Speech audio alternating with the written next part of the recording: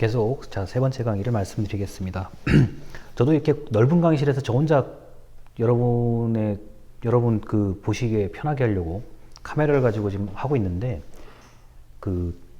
제가 원래 좁은 공간에서 저 혼자 이렇게 촬영을 하다가 넓은 공간에 와서 하려니까 더 불편해요. 왜냐면 이게 지금 제가 촬영하는 이곳은 굉장히 앞뒤가 긴 강의실이거든요. 그래서 거의 허공을 보고 얘기하는 거랑 마찬가지인 느낌이 들어서 다소 여러분께서 지금 봐왔던 영상과는 다르게 저희 목소리라든가 뭐 시선이나 표정이 좀 다를 수 있다는 점 미리 말씀을 드립니다. 자, 지금 뭐 정보격차와 웹 접근성인데 오늘은 맥락이 사실 다 같은 얘기예요. 그래서 조금만 이해하시면 뭐 금방 들을 수가 있습니다. 자, 교재의 541쪽부터 547쪽까지의 이야기. 자, 정보격차와 사회적 배제라는 단어가 있어요. 자, 이게 뭐냐면은 자, 이게 여러분이 만약에 인터넷을 잘 못하다가 어떤 일이 생겨가지고 뭐 직장에서나 집에서나 뭐 친구를 만날 때나 갑자기 인터넷을 좀 배워야 된다고 한번 상상을 해보세요. 좀 상상이 안 되시겠지만 억지로라도 내가 지금까지 보드게임이요. 뭐 종이에다가 그림 그려서 게임하고 친구들하고 술래잡기 하고 놀고 막 이러다가 갑자기 어느 순간부터 인터넷이라는 걸 해야 된대요. 컴퓨터를 배워야 된대요. 컴퓨터 작동 능력을 배워야 된대요. 이제 그걸 한번 생각해 보시면 이거 이해가 쉬워요. 자, 첫 번째, 인식 용이성이라고 하죠. 사용자가 쉽게 알 수 있도록 웹을 구성하는 게 중요합니다. 자, 웹이라는 게 여러분들 입장에서는 앱으로 생각하셔도 돼요. 이거 뭐야? 왜 이렇게 앱이 복잡해? 뭐 자꾸 이래라 가래. 뭐 잘 이렇게 페이지가 전환되지도 않아. 이렇게 되면은 이제 인식의 용이성이 떨어지는 거죠. 자, 용이성이라는 건 쉽게 인식할 수 있는 수준이라는 거거든요. 그런데 만약에 여러분이 웹이 아니라 앱만 놓고 봤을 때, 이거 좀 이상하다. 뭐가 잘 안 되는 것 같아. 뭐 이렇게 생각하실 수도 있고요. 특히 여러분이 인터넷을 처음 하는 사람인데 처음 접속했는데 딱 보이는 어떤 홈페이지가 어렵게 돼 있어요. 그러면은 더 당황하고 더 접속을 안 하려고 하죠. 자, 그리고 이제 두 번째 운용 용이성이라고 얘기합니다. 이거는 조작하기 쉽게끔 돼 있다는 얘기인데, 예전에 도스요. 검은색과 폰함의 도스 체제에서는 조작하기가 좀 어려워요. 명령어를 내가 확실하게 알고 있지 않으면, 자, 띄어쓰기 하나만 잘못해도 동작에 에러, 아예 동작이 안 됩니다. 조작하기가 어렵단 말이에요. 그러다가 윈도우 체제로 넘어오면서 키보드도 필요하지만 마우스가 주 역할을 하게 되죠. 자, 마우스가 키보드보다는 월등히 쉽고 클릭만 할 줄 알면 어느 정도 조작이 다 되죠. 뭐 내용의 이해를 떠나서요. 접속은 금방 할 수 있단 말이에요. 자, 이게 그래서 운영의 용이성이라는 거는 예전에 도스에서 윈도우로 넘어올 때 생각하시면 되고, 지금 여러분 머릿속에서는 자, 게임을 할 때라든가 어떤 특정한 내가 맨날 접속해야 되는 홈페이지, 뭐 학교 홈페이지를 예를 들어도 이거는 큰 무리가 없습니다. 자, 내가 조작하기가 어렵다. 이러면은 좀 불편하죠. 내가 뭐 계속 어떤 새로운 창이 떠서 뭐 연결고리가 좀 길어진다든가 이렇게 되면은 좀 운용하기가 불편한 경우에 속하는 거죠. 자, 어떤 경우는 이런 수도 있어요. 여러분 스크롤바를 내리는 거 있죠. 스크롤바를 길게 내리면 내릴수록 그게 불편한 거거든요. 사용자 입장에서는요. 그래서 스크롤바를 요새는 많이 안 내리도록 설계가 되어 있습니다. 홈페이지 기준입니다. 자, 세 번째, 이해 용이성이라고 되어 있는데요. 사용자가 쉽게 읽을 수 있도록 내용을 구성한다는 얘기. 이건 디자인의 문제라기보다는 내용을 구성한다는 얘기요. 자, 그런데 우리가 이제 정부의 홈페이지를 들어가면은 아무래도 법률적인 용어도 좀 섞여 있고요. 좀 문장, 우리가 일상에서 쓰는 그런 문장이 아닌 경우도 있기 때문에, 자, 언뜻 읽으면 이해가 안 되는 경우들도 있어요.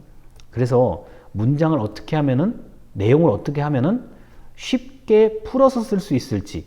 자, 그리고 너무 또 풀어서 쓰면은 오히려 짧게 한마디면 될 거를 뭐 10줄, 20줄도 풀어서 쓸 수가 있기 때문에 이걸 어떤 형태로 자, 사용자에게 이용을 할 수 있도록 이용하도록 만들지, 이것도 바로 이해의 용이성이라고 할 수 있습니다. 자, 그래서 자, 인식 용이성, 운용 용이성, 이해 용이성, 이 세 가지의 기준을 가지고 뭐 웹 접근성을 판단할 수 있다는 거, 그리고 이게 정보 격차를 얼마나 줄이려고 하는지 그 노력을 짐작할 수 있다는 점을 아시면 되겠습니다. 자, 이제 국가는 사회적 배제를 예방하거나 그 고쳐야 되는, 조치할 의무가 있는 조직이에요. 정부는 자, 정보 격차를 해소해야 하는 그런 노력과 의무를 가지고 있는 집단입니다. 그게 물론 쉽지는 않죠. 우리나라가 5천만 인구인데 5천만 인구의 정보 격차를 자, 줄이는 게 그게 만만한 일은 아닙니다.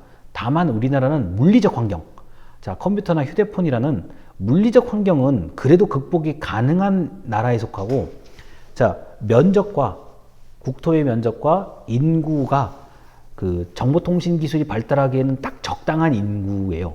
그리고 적당한 면적이고, 우리나라처럼 와이파이 그리고 그 광통신, 옛날 말 광통신이요, 이런 정보통신 기술 그 설비, 시설이 산골짜기까지 갖춰져 있는 나라가 정말 드문 나라입니다.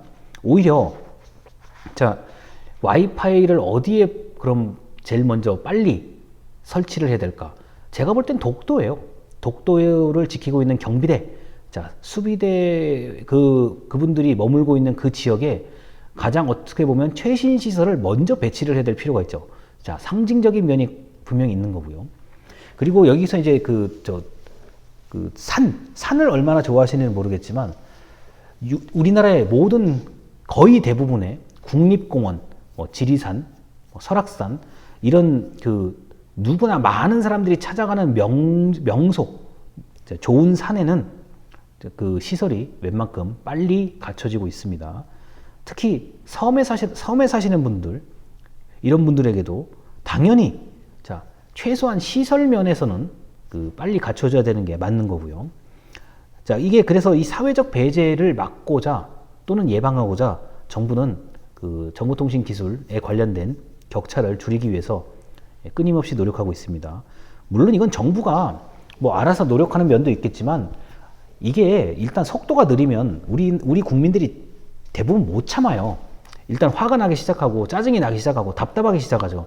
그러면은 자, 정부에 대한 그 여론이 당연히 안 좋아져요.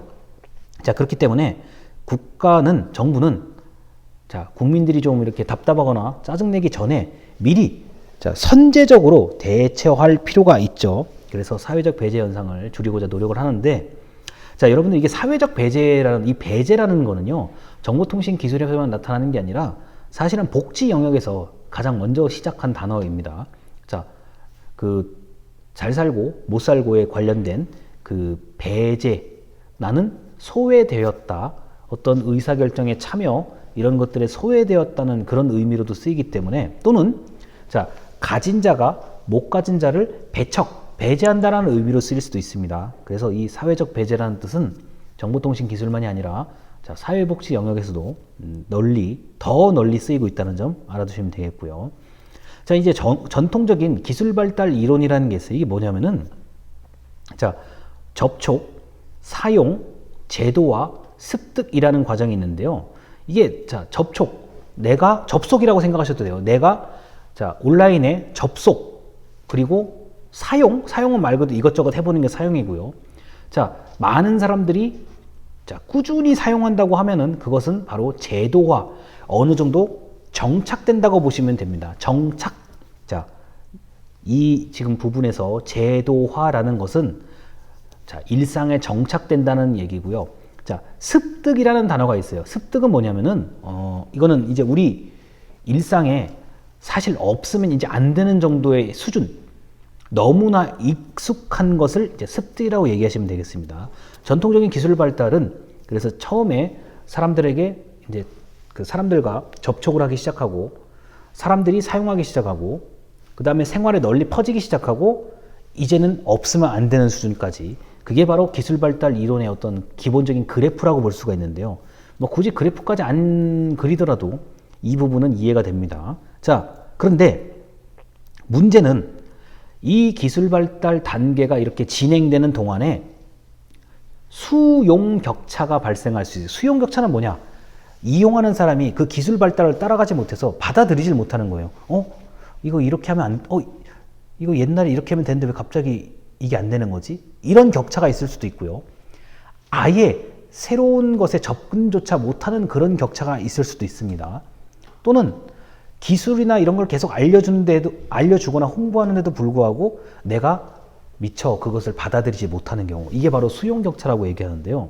자, 그래서 이 사회적 배제가 늘어난다는 것은 수용 격차, 받아들일 수 있는 격차가 더 벌어진다는 얘기로 생각하시면 되겠습니다. 자, 그래서 우리나라는 이제 시설 면에서는, 장비와 시설 면에서는 이 격차를 굉장히 지금 최소화하고 있는 단계인데, 그 직전 영상에서 말씀드렸듯이 접근해서 이해하는 능력까지, 이해하고 활용하는 능력에 대해서는 차이가 상당히 크다고 할 수 있겠습니다. 자, 그래서 이 정보 격차 배제에 대해서는 그 쉽게 얼마나 이해하고 다가갈 수 있는지, 그리고 국가는 사회적 배제를 예방 또는 고쳐야 될 의무가 있다는 거, 그리고 기술 발달 단계에 따라서 그것을 수용하지 못할 때 생기는 격차가 있을 수 있다는 점을 말씀드리겠습니다. 자, 이제 또 다음 영상에서 정보 격차의 수준, 그 차이를 살펴보는 방법을 알려드리도록 하겠습니다. 감사합니다.